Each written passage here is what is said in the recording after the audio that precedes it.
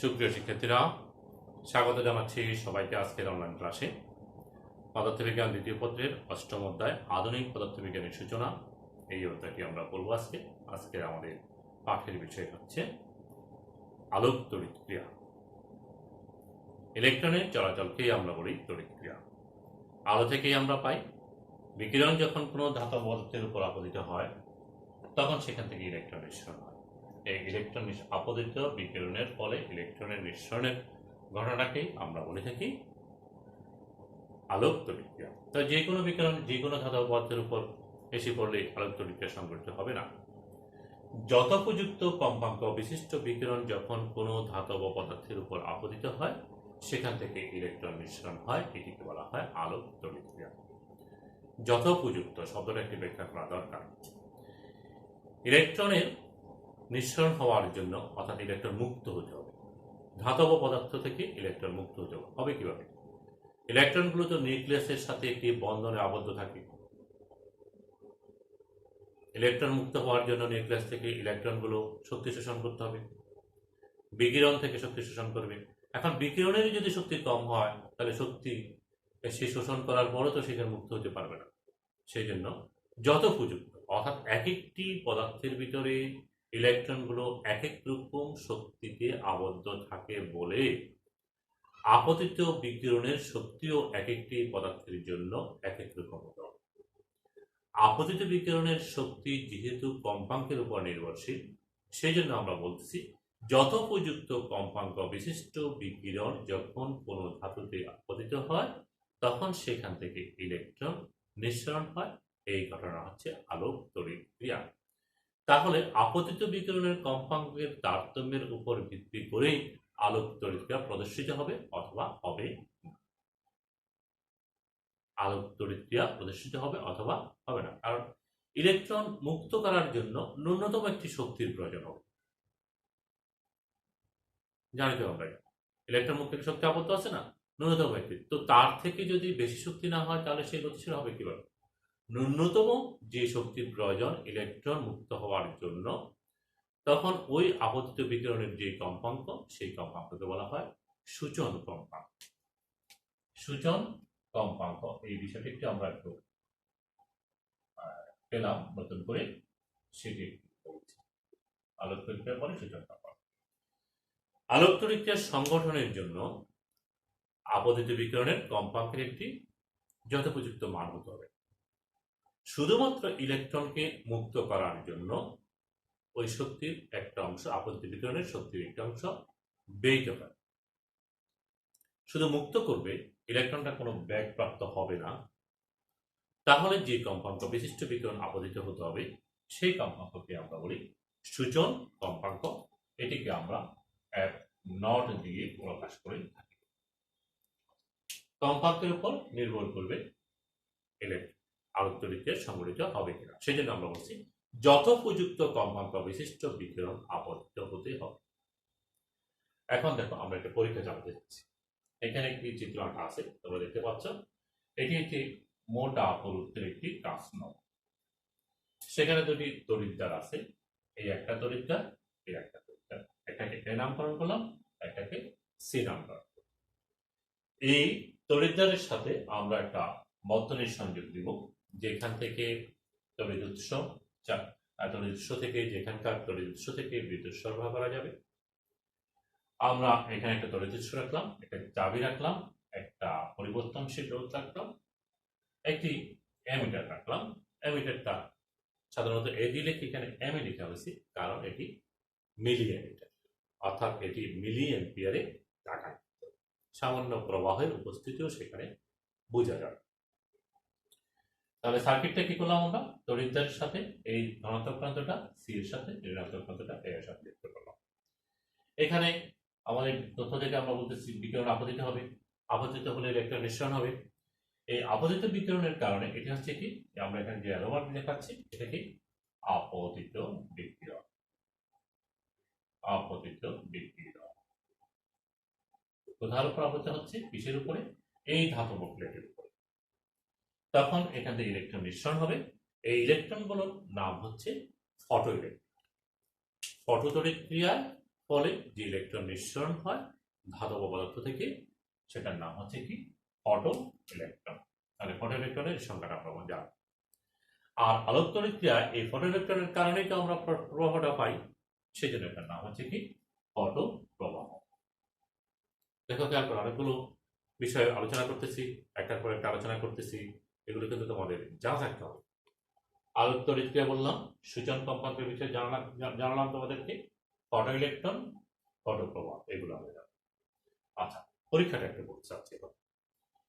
এইখানে যখন আমরা সাধারণ আলো আসে পড়বে, দৃশ্যমান আলো আসে পড়বে, তখন আমরা দেখবো যে কি এই এমিটারে কোনো ধরনের বিক্ষেপ দেখা যাচ্ছে না, কোনো ধরনের প্রবাহ পাওয়া যাচ্ছে না। কারণ এখানে এটি একটা খোলা বর্তনী। কেন?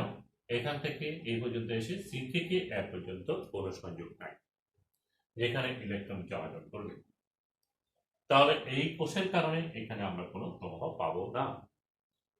এমিটার যেটা দিলাম এটা কোষের কারণে প্রবাহটা পাবো না, কারণ এটি খোলা বর্তনী। যদি এখানে আপতিত বিকিরণের ফলে ইলেকট্রন নিঃসরণ হয়, তাহলে ইলেকট্রন দিক থেকে গেল, আমরা তখন বিদ্যুৎ প্রবাহটা এখান থেকে চলতে পারে। অর্থাৎ আলোকতড়িৎ প্রদর্শিত হবে যদি যদি হয়, তাহলে এটি হবে, এখানে বিদ্যুৎ প্রবাহটা পাওয়া যাবে, এটার কারণে নয়। বুঝে গেছে? আচ্ছা, তাহলে আমরা আপতিত বিকিরণ এখানে আপতিত হতে দিলাম কোথায়? এই ধাতব প্লেটের উপর একটা তড়িৎ দ্বার, এটা ধাতব প্লেট। কোন ধরনের? দৃশ্যমান আলো, দৃশ্যমান আলো, সাধারণ আলো। কিন্তু আমরা দেখবো এখানে কোনো বিক্ষেপ হচ্ছে না, কারণ আপতিত বিকিরণ যে কোনো ধাতব পদার্থ, দৃশ্যমান আলোর বিকিরণ যে কোনো ধাতব পদার্থের উপর আপতিত হলে সেখান থেকে ইলেকট্রন নিঃসরণ হয় না, ইলেকট্রন নিঃসরণ হয় না, সেটি এখানে বোঝা যাচ্ছে। ওই যে সূচন কম্পাঙ্কের কথা বললাম, ন্যূনতম কম্পাঙ্ক লাগবে, সেই কারণে হচ্ছে না। তাহলে আমরা আপতিত বিকিরণ দিকে পরীক্ষা চালাতে পারবো না দৃশ্যমান আলো দিয়ে? দৃশ্যমান আলো বিকিরণ দিয়ে পরীক্ষা চালানো যাবে না? যাবে। তাহলে সেটা অন্য পদার্থ লাগবে। যেমন ক্ষারীয় ধাতু যদি হয়, ক্ষারীয় ধাতুর উপর যখন দৃশ্যমান আলো আপতিত হয় তখন সেখানে আলোকতড়িৎ ক্রিয়া সংঘটিত হয়। সেজন্য আমরা এখানে একটি ক্ষারীয় ধাতুর একটি প্রলেপ দিলাম। কোথায়? এই জায়গায় একটি ক্ষারীয় ধাতুর একটি প্রলেপ দিলাম।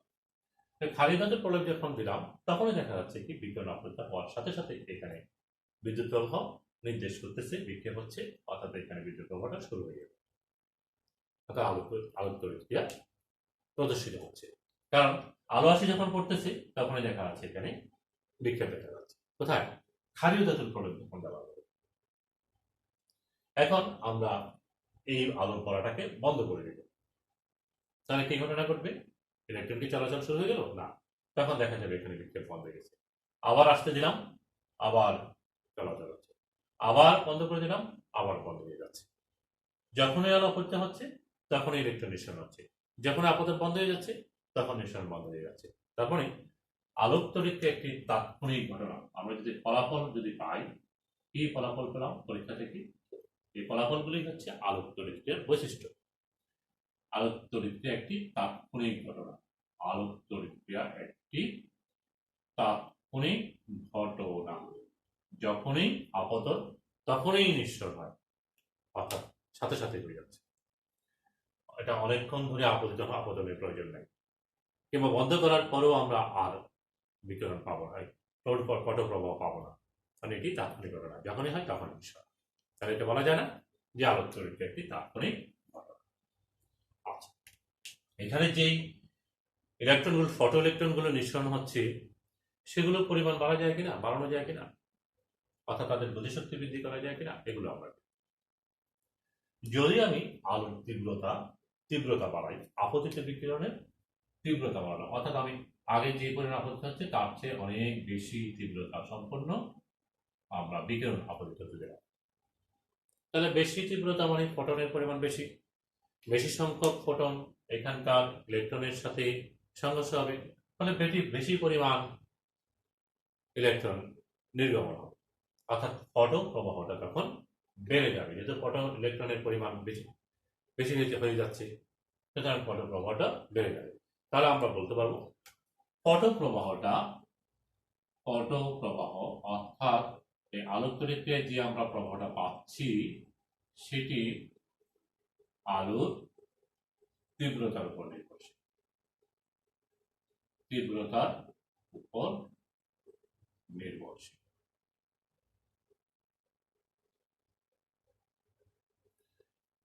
এখন আমি দেখতে চাচ্ছি যে কি এদের গতিশক্তি বাড়ে কিনা। তীব্রতা যখন বাড়লো গতিশক্তি বেড়ে গেছে কিনা। সাধারণত তীব্রতা যখন বাড়ছে তাহলে শক্তির পরিমাণ বেশি আসতেছে, তাহলে তো ইলেকট্রনের গতিশক্তি বেড়ে যাওয়ার কথা, ফটো ইলেকট্রনের গতিশক্তি বেড়ে যাওয়ার কথা, কিন্তু বাড়বে না। তাহলে আমরা এখানে যদি বিভব পরি বাড়াই, এখানে যে বিভবটা আছে সেটা যদি বাড়াই তাহলে তো আকর্ষণ করবে, তখন আমরা দেখবো যে কি হ্যাঁ গতিশক্তি বাড়তেছে, কিন্তু একটা নির্দিষ্ট মানের জন্য বিভবের একটি নির্দিষ্ট মানের জন্য সম্পৃক্ত অবস্থায় হচ্ছে, আর বাড়তেছে না। তাহলে আমি বলতে পারবো না যে এটার কারণেই, এটার উপরেই ফটো ইলেকট্রনের গতিশক্তি নির্ভর করে। গতিশক্তি তীব্রতার উপরে নির্ভর করে না, বেশি পরিমাণ ফটো ইলেকট্রন হচ্ছে কিন্তু গতিশক্তি বাড়তেছে, গতিশক্তি বাড়তেছে না, বাড়তেছে ফটো প্রবণ তীব্রতার কারণে তীব্রতার উপর নির্ভর করতেছে না। কেন? কারণ ইলেকট্রনগুলো যে শক্তি অর্জন করে সেটি আপতিত বিকিরণের থেকে, অর্থাৎ আপতিত বিকিরণের কম্পাঙ্কের উপর নির্ভর করে আপতিত বিকিরণের শক্তি। সুতরাং তীব্রতা বেশি হচ্ছে কিন্তু শক্তির পরিমাণ তো বাড়তেছে না, কারণ কম্পাঙ্ক তো বাড়তেছে না। কম্পাঙ্ক যদি বৃদ্ধি পায় তাহলে এই কম্পাঙ্ক যদি আমরা বাড়াই তাহলে বিকিরণটা পরিবর্তন করতে হবে, অন্য বিকিরণ দিতে হবে। যখন কম্পাঙ্ক পরিবর্তন হবে তখন এই বিকিরণ তো এটা থাকতেছে না, তখন ভিন্ন বিকিরণ হচ্ছে, তখন দৃশ্যমান আলো তো হচ্ছে না, তখন অন্য একটা আলো হচ্ছে, বিকিরণ অন্য ধরনের হচ্ছে। তার মানে এই ফটো ইলেকট্রনের গতিশক্তি তীব্রতার উপর নয়, আপতিত বিকিরণের কম্পাঙ্কের উপর নির্ভরশীল। তাহলে আমরা বলতে পারি যে ফটো ইলেকট্রনের গতিশক্তি, ফটো ইলেকট্রনের গতিশক্তি, খুব খেয়াল করবা, এগুলো কিন্তু আলোচনার বিষয় আমাদের। গতিশক্তি আপতিত বিকিরণের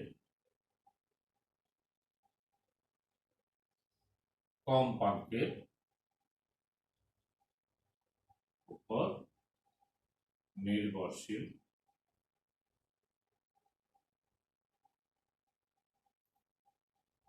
তীব্রতার উপর নয়, উপর অর্থাৎ আপতিত বিকিরণের তীব্রতার উপর নির্ভর করে না, নির্ভর করে কম্পাঙ্ক। বুঝা গেছে? তাহলে আমরা একটার পর একটা ফলাফল পাচ্ছি এবং সেই বিষয়গুলি হচ্ছে আসলে ফলাফলগুলি হচ্ছে আলোক তড়িৎের বৈশিষ্ট্য, ঘটনাগুলো যেগুলো আমরা পরীক্ষালব্ধ ফলাফলগুলো। আচ্ছা, এখন তাহলে আমরা কি জানলাম? আমরা জানলাম যে কি এখানে যে ফটো প্রবাহটা হয় সেটি পরিমাণ বাড়াতে হলে তীব্রতা বাড়াতে হবে। এই যে ফটো প্রবাহটা বের হচ্ছে এখানে হচ্ছে, যে ফটো প্রবাহ হচ্ছে, যে ফটো ইলেকট্রনগুলো এখানে নির্গত হচ্ছে, সেই ফটো ইলেকট্রনের গতিশক্তি বৃদ্ধি করতে হলে আপতিত বিকিরণের কম্পাঙ্ক বৃদ্ধি করতে হবে, অর্থাৎ ফটো ইলেকট্রনের গতিশক্তি কম্পাঙ্কের উপর নির্ভরশীল। তো আমরা তো পেলাম যে এখানে যে ইলেকট্রনগুলো নিঃসরণ হচ্ছে তার একটা গতিশক্তি আছে, সেটা আমরা জানতেছি, এবং সেই গতিশক্তিটা আমরা পরিমাপ করতে চাচ্ছি, গতিশক্তির পরিমাণটা পরিমাপ করতে চাচ্ছি। আমরা জানি কোনো বস্তু যদি গতিশীল থাকে, স্থির অবস্থা থেকে গতিশীল করতে যে পরিমাণ কাজ করতে হয় তা দ্বারা, এবং গতিশীল বস্তুকে স্থির অবস্থায় আনতে যে পরিমাণ কাজ করতে হয় তা দিয়ে আমরা গতিশক্তি পরিমাপ করে থাকি। এখন সেটি করার জন্য আমরা এই বর্তনীতে এখন আমাদের সংযোগ আছে কি, খুব খেয়াল করবা, এটা আমি এখনই পরিবর্তন করতেছি, সুতরাং এই বিষয়টা তোমাদেরকে খেয়াল রাখতে হবে।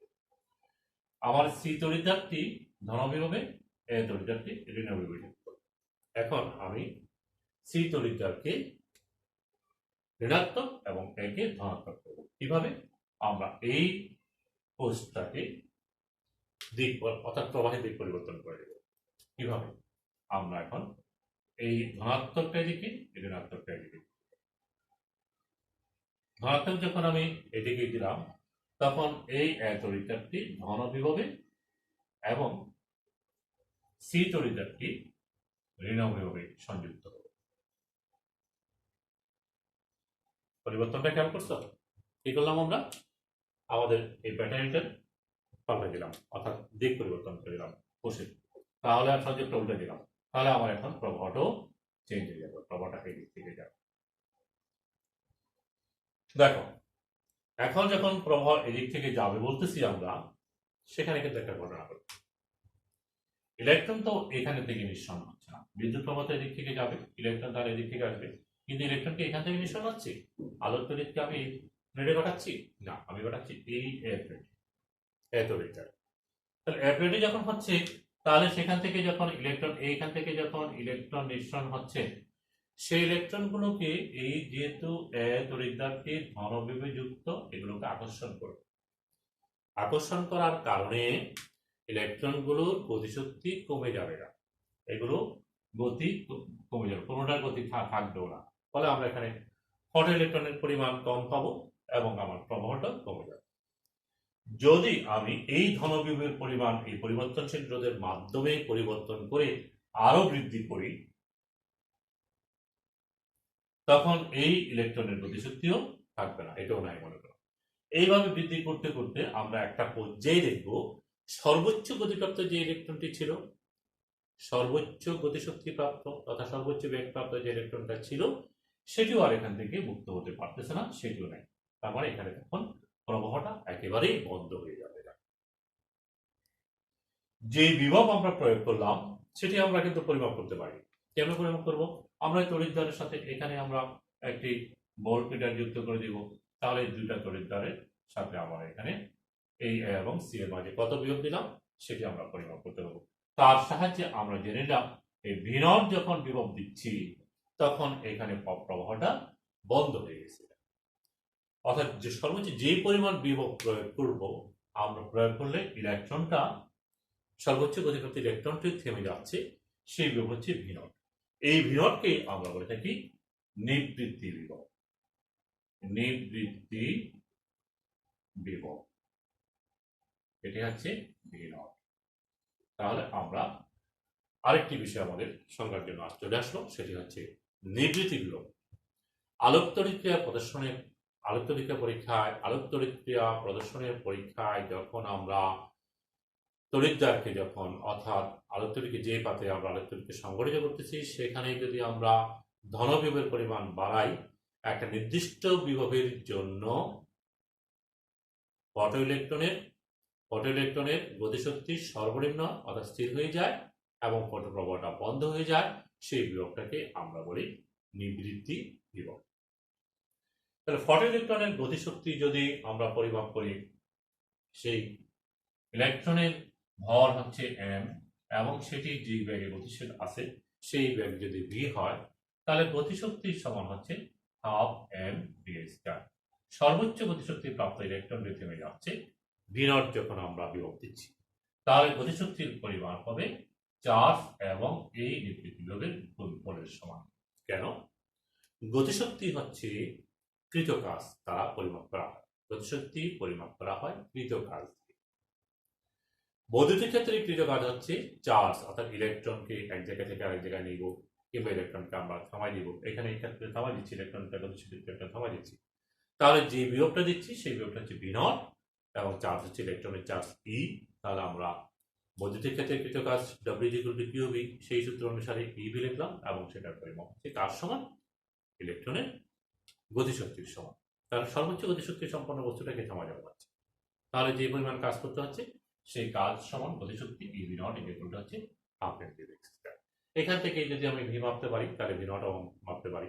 আর এখানে যে ইলেকট্রনটা গতিশীল হচ্ছে তার বেগ, সর্বোচ্চ বেগ কত প্রাপ্ত হবে সেটি আমরা এই সমীকরণ থেকে পেতে পারি। এই জায়গায় 2e / EV0 / m।